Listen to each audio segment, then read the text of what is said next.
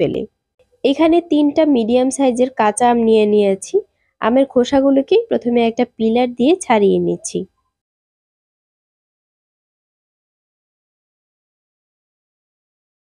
আমের খোসাগুলো ছাড়ানো হয়ে গেলে আমি এখন পানিতে খুব ভালো করে আমগুলোকে ধুয়ে নেব।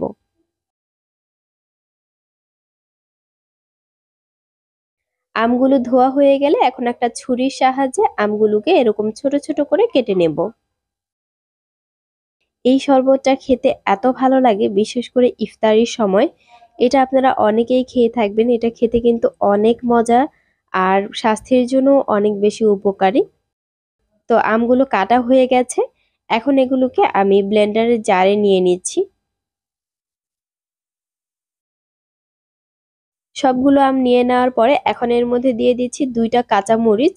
কাঁচামরিচটা ঝাল বুঝে দিবেন। যদি বেশি ঝাল হয় তাহলে একটা দিয়ে দিতে পারেন। এখন দিয়ে দিয়েছি 1.5 চা চামচ পরিমাণ বিট লবণ, আর দিয়ে দিচ্ছি 1/2 চা চামচ পরিমাণ কালো গোলমরিচের গুঁড়া, দিয়ে দিচ্ছি 1 চা চামচ পরিমাণ লবণ, 2 টেবিল চামচ পরিমাণ লেবুর রস দিয়ে দিচ্ছি, আর দিয়ে দিচ্ছি 3 টেবিল চামচ পরিমাণ চিনি।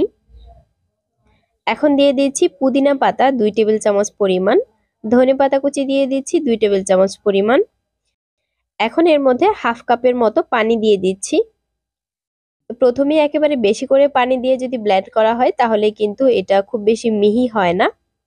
তো অল্প করে পানি দিয়ে ভালো করে মিহি করে ব্লেন্ড করে নিতে হবে। তো ব্লেন্ড করা হয়ে গেছে। এখন এর মধ্যে পরিমাণ মতো ঠান্ডা পানি অ্যাড করে নিচ্ছি। আপনারা এই শরবতটা যতটুকু ঘন খেতে চান ততটুকু পানি অ্যাড করে নেবেন। তো পানিটাকে অ্যাড করে নিয়ে ভালো করে নেড়ে নিচ্ছি। আর এটা কিন্তু ছাঁকার কোনো প্রয়োজন নেই। ছাঁকলে এই শরবতের গুণাগুণ নষ্ট হয়ে যায়। এভাবে খেলেই খুব বেশি মজা লাগে। শরবতটা বানানো হয়ে গেছে, এখন গ্লাসে সার্ভ করে নিচ্ছি। চাইলে উপরে বরফ কুচি দিয়ে নিতে পারেন। তো আমি কিন্তু একেবারে ঠান্ডা পানিটা অ্যাড করে নিয়েছি। আশা করছি আজকের এই কাঁচা আমের শরবতের রেসিপিটা আপনাদের কাছে ভালো লেগেছে। ভালো লাগলে আমার ভিডিওতে লাইক দিবেন, কমেন্ট করে জানাবেন আর আমার চ্যানেলটা সাবস্ক্রাইব করবেন। সবাই ভালো থাকবেন। আল্লাহ হাফিজ। আসসালামু আলাইকুম।